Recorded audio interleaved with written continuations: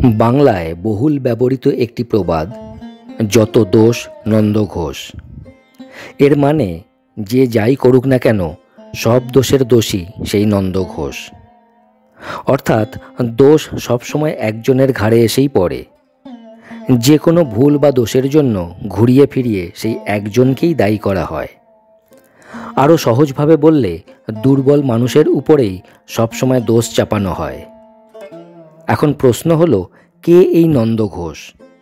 আর এত লোক থাকতে বেছে বেছে কেন শুধু নন্দ ঘোষের উপরেই দোষ চাপানো হয়? এই প্রবাদের পেছনে আছে ছোট্ট একটি কাহিনী, আর সেই কাহিনীর প্রেক্ষাপট বৃন্দাবন। কংস তখন মথুরার রাজা। কংসের হাত থেকে রক্ষা করার জন্য শ্রীকৃষ্ণকে জন্মের পরেই বৃন্দাবনে নন্দ ঘোষের বাড়িতে রেখে আসেন বাসুদেব।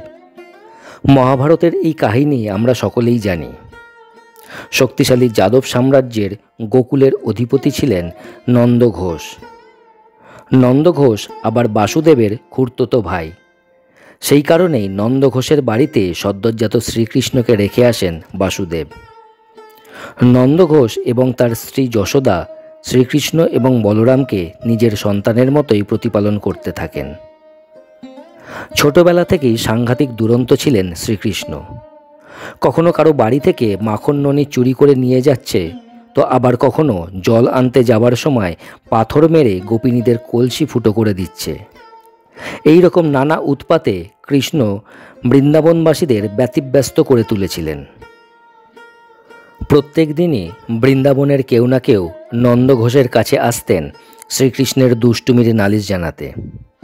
নন্দ ঘোষও বেশ গুরুত্ব দিয়েই প্রত্যেকের নালিশ শুনতেন এবং তার যথাযথ বিহিত করার আশ্বাসও দিতেন। কিন্তু নন্দ ঘোষ কৃষ্ণকে এতই ভালোবাসতেন যে তাকে শাসন করার বদলে আদর করতেন। ফলে কৃষ্ণের দুষ্টুমিও দিন দিন বাড়তে থাকে। এতে গ্রামের সব মানুষের রাগ গিয়ে পড়ে নন্দ ঘোষের উপর। তারা মনে করত নন্দ ঘোষের আশকারা পেয়েই কৃষ্ণ এত দুরন্ত হয়ে উঠেছে। নন্দ ঘোষও চুপচাপ মাথা পেতে সব দোষ নিয়ে নিতেন। আর এখান থেকেই বহুল প্রচলিত যত দোষ নন্দ ঘোষ প্রবাদটির উৎপত্তি হয়েছে।